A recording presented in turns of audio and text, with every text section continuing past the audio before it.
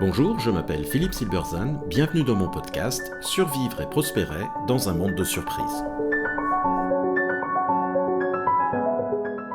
L'épisode d'aujourd'hui, le technosolutionnisme, cet épouvantail qui n'existe pas.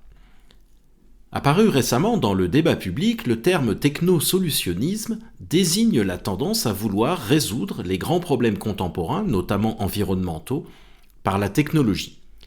L'expression se veut descriptive, mais elle porte en elle une critique implicite, celle d'une confiance jugée excessive dans le progrès technique. En réalité, ce mot soulève lui-même question. En assimilant toute approche technologique à une forme d'illusion ou de fuite en avant, ses utilisateurs dénaturent la technologie et instrumentalisent la crise écologique pour promouvoir une transformation sociale plutôt que de s'ouvrir à toutes les solutions disponibles.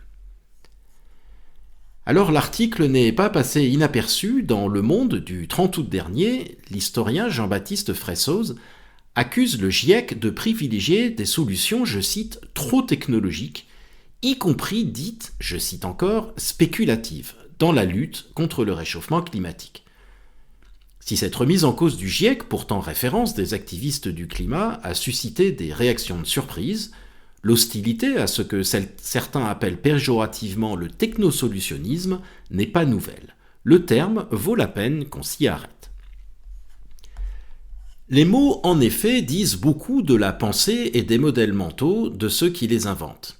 Ici, technosolutionnisme traduit l'idée d'une tentative de résolution d'un problème exclusivement à partir de la technologie, à l'exclusion de toute autre solution.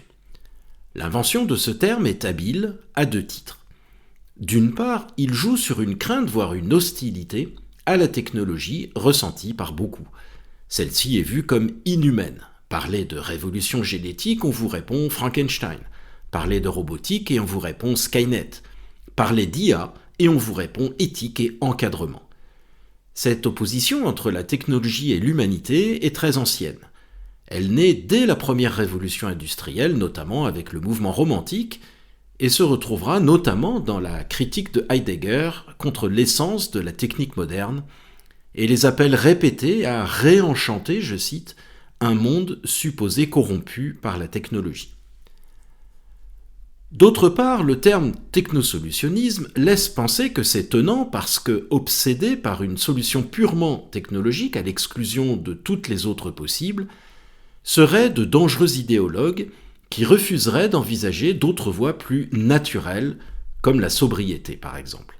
Le technosolutionnisme serait une foi et partant serait irrationnel. L'accusation n'est pas seulement pratique, exclure des solutions possibles, elle est donc également morale. Pourtant, l'invention de ce terme joue sur une confusion. Car qu'est-ce que la technologie ? Eh bien, ce n'est rien d'autre que de la connaissance accumulée. Plus spécifiquement, c'est une somme de connaissances sous une forme utilisable par ceux qui ne la possèdent pas. Une paire de lunettes, c'est de la technologie. Elle encapsule la connaissance d'ophtalmologues, d'opticiens, de médecins, d'experts de matières comme le plastique ou le verre, et de fabricants. Grâce à cet objet, vous pouvez tirer parti de leurs connaissances pour voir clair, sans avoir besoin de savoir comment ça marche. Quand vous rencontrez le mot technologie, vous pouvez toujours le remplacer par connaissance et donc par solution. Technologie fait peur, on peut être contre, mais pas connaissance ni solution. C'est étrange, mais c'est comme ça. Et donc le fameux technosolutionnisme tant décrié n'existe pas. C'est simplement le nom péjoratif que l'on a inventé pour dénigrer l'idée que l'humanité développe des connaissances pour résoudre les problèmes auxquels elle est confrontée, y compris celles qu'elle a pu créer elle-même. Bien entendu, rien ne garantit qu'une solution envisagée donne les résultats escomptés. En ce sens, toute tentative de solution est effectivement spéculative, pour reprendre l'un des termes de l'article. Mais parce qu'on n'est pas certain de réussir, faudrait-il s'interdire d'essayer ? Personne n'y songe. Et ce d'autant moins que les transformations structurelles alternatives invoquées dans l'article sont tout aussi spéculatives. Rien ne démontre qu'elles résoudraient le problème, et tout laisse penser qu'elles en créeraient d'autres. Car en effet, s'il est possible de développer des solutions techniques permettant de régler le problème du réchauffement climatique, alors pourquoi s'en priver ? En 1962, le très pragmatique Deng Xiaoping disait lui-même « Peu importe qu'un chat soit noir ou blanc, s'il attrape la souris, c'est un bon chat ». Mais le pragmatisme ne semble pas toujours à l'ordre du jour ici. Et si finalement, les idéologues n'étaient pas ceux qu'on croit? Il semble en effet que l'espoir de ceux qui agitent l'épouvantail du techno-solutionnisme ne soit pas que les problèmes soient résolus. Car si ça l'était, eh bien, ils seraient ouverts à toutes les solutions, comme Deng Xiaoping. Leur espoir est que ces problèmes nous forcent à modifier notre façon de vivre. Leur projet est donc politique et moral.